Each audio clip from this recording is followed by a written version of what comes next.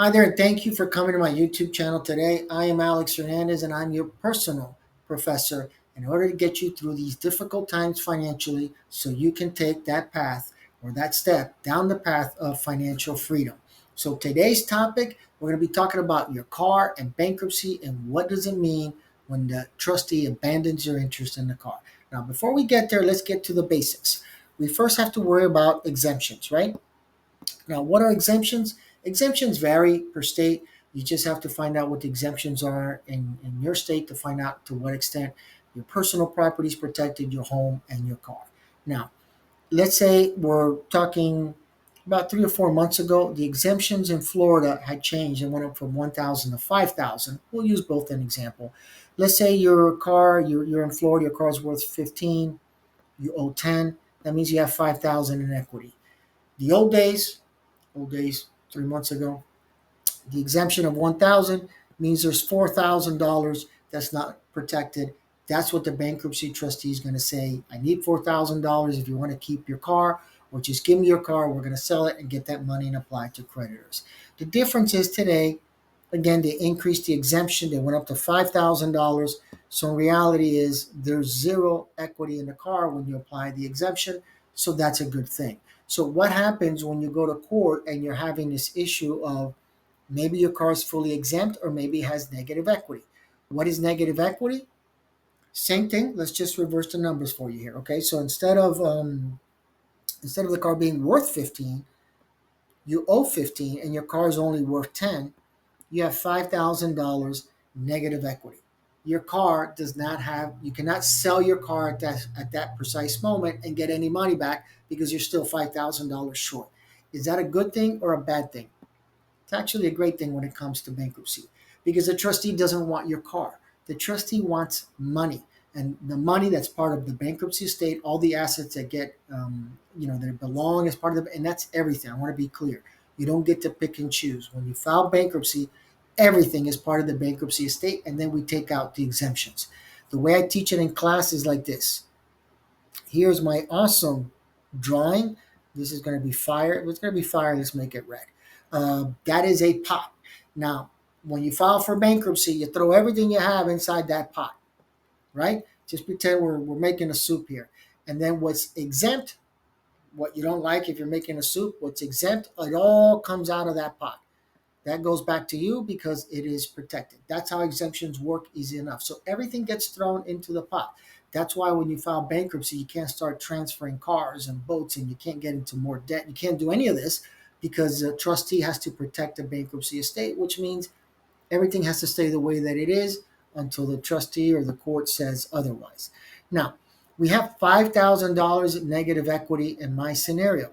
What does that mean? Or let's just say the equity is minimal and the trustee says, I'm going to abandon the interest in the vehicle. Let's step back for a second. We're at the 341 meeting of creditors. They're asking you all the basic questions. And then the trustee says, do you own a 2008 Honda Civic? Yes. Are you keeping that car? Yes. Are you up to date on your car? Why are you up to date on your car is a question. Well, because if you file Chapter 7 and you're behind on the payments, you're going to lose your car. If you were behind on the payments and you wanted to keep your car, you should have filed Chapter 13 instead. So the trustee is going to ask that basic question to everybody. So now the trustee says, are you keeping your car? You say, yes, I am. Need my car? Whatever explanation. They're not even interested in the explanation. They just want to know that you're keeping the car.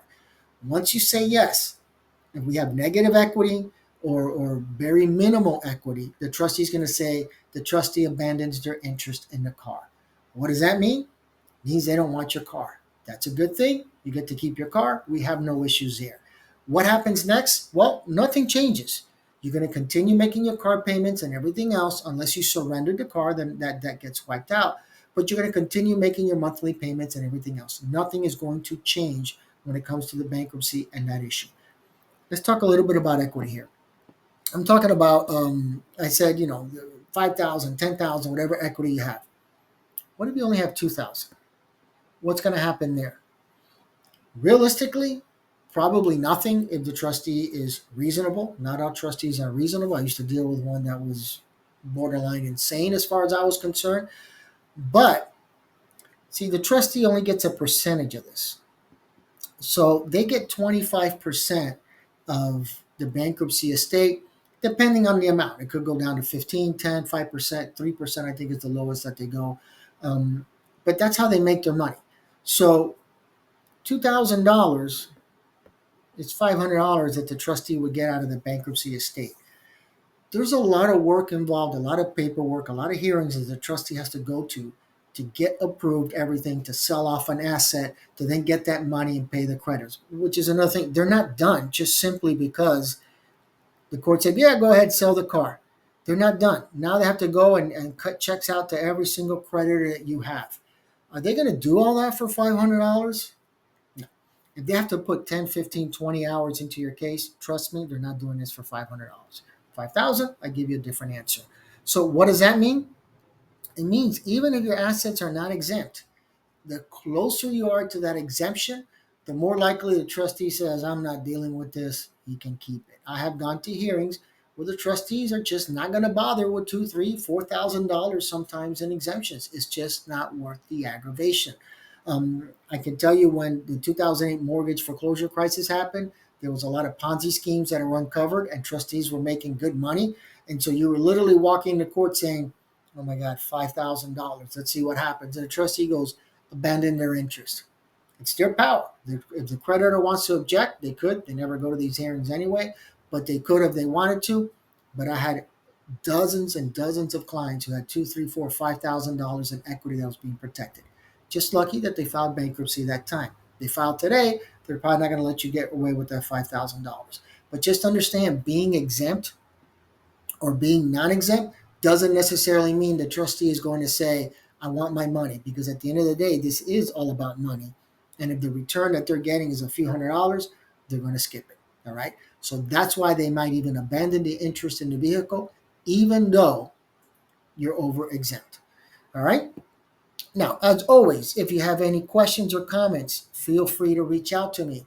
For the paralegals and the legal study students who are using my textbook in your courses, I hope you're enjoying the textbook. And likewise, you can jump in on this little party that we're having here, this little get together, this little happy hour.